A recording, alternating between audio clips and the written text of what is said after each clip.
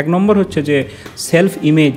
তুমি নিজের সম্বন্ধে যেটা ভাবো সেটা হচ্ছে তোমার চারপাশের মানুষগুলো যেটা ভাবে তার একটা অ্যাভারেজ।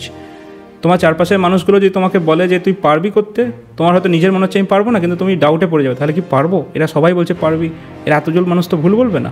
তো এইভাবে চারপাশের লোকগুলো তোমার সেলফ ইমেজটাকে কন্ট্রোল করে। এবার চারপাশের লোকগুলোর সাথে তুমি যদি বেশ ভালো রকমভাবে কানেক্টেড থাকো, তুমি সবসময় তোমার একটা রাইট সেলফ ইমেজ হবে, যেটা খুব একটা ফাঁপানো বিরাট মিথ্যের একটা সেলফ ইমেজ নয়, আবার খুব ডাউন যেটা কোনো আশা নেই সেমনও নয়, একটা প্রপার সেলফ ইমেজ তৈরি হবে।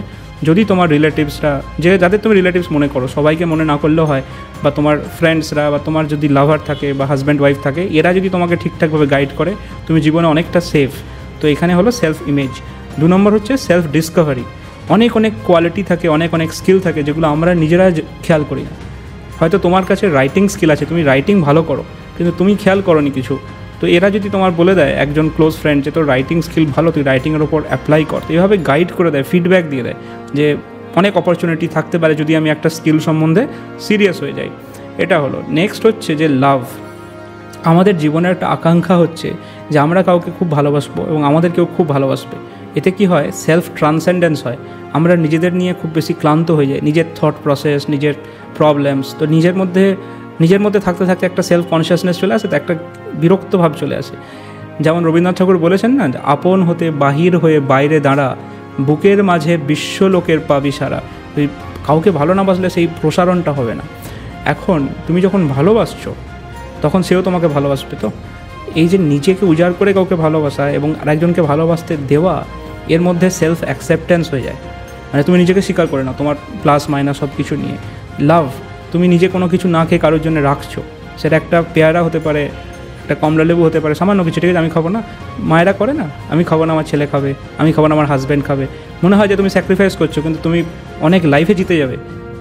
আপাতত দৃষ্টিতে মনে হবে স্যাক্রিফাইস, কিন্তু তুমি এত বেশি তোমার হৃদয় আনন্দ আসবে যে তুমি জীবনে আরামসে এগোতে থাকবে। এটা মনে রাখো। 3 নম্বর যেটা হয় যে জীবনে আমরা বারবার জীবনের মেন রোড থেকে দূরে চলে যাই। একটা জীবনের মেন রোড আছে যেখানে মানুষ স্ট্রাগল করে, যেখানে মানুষ সমস্যায় পড়লে চেষ্টা করে বেরিয়ে আসার, বা মিস্টেক করে, ভুল করে, আবার চেষ্টা করে, আবার ঠিক করে। এটা হচ্ছে জীবনের মেন রোড।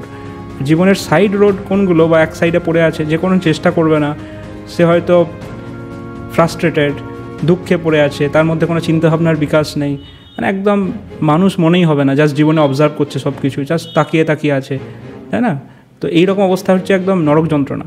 যদি তোমার রিলেশনশিপগুলো ঠিকঠাক হয় এবং তারা তোমাকে সঠিকভাবে গাইড করে, কি হয় যে জেনারেলি যদি তোমার ক্লোজ ফ্রেন্ডস ভালো থাকে, বা তোমার ফ্যামিলি মেম্বার্সরা খুব ভালো রকম হয়, মানে ভালো রকম ওয়াকিবহাল হতে হবে, শুধুমাত্র ভালোবাসা নয়, 4% নলেজ রাখতে হবে, তারা তোমাকে বারবার টেনে আনবে জীবনের মেন রোড যেটায়, সেখানে টেনে আনবে, যে বলে ফাইট করো, চেষ্টা করো।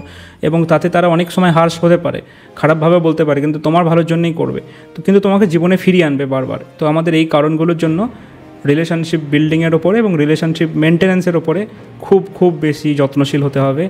সেলফ ইমেজ ঠিকঠাক থাকবে, সেলফ ডিসকভারি হবে, এটা হচ্ছে 1 নম্বর পয়েন্ট। 2 নম্বর হচ্ছে লাভ, ভালোবাসতে পারবে তুমি মন খুলে কাউকে, সেও তোমাকে ভালোবাসবে। 3 নম্বর হচ্ছে জীবনের মেন রোডে বারবার ফিরিয়ে আনবে এরা তোমাকে। খেয়াল রাখো নিজের এবং চারপাশের মানুষদেরও খেয়াল রাখো।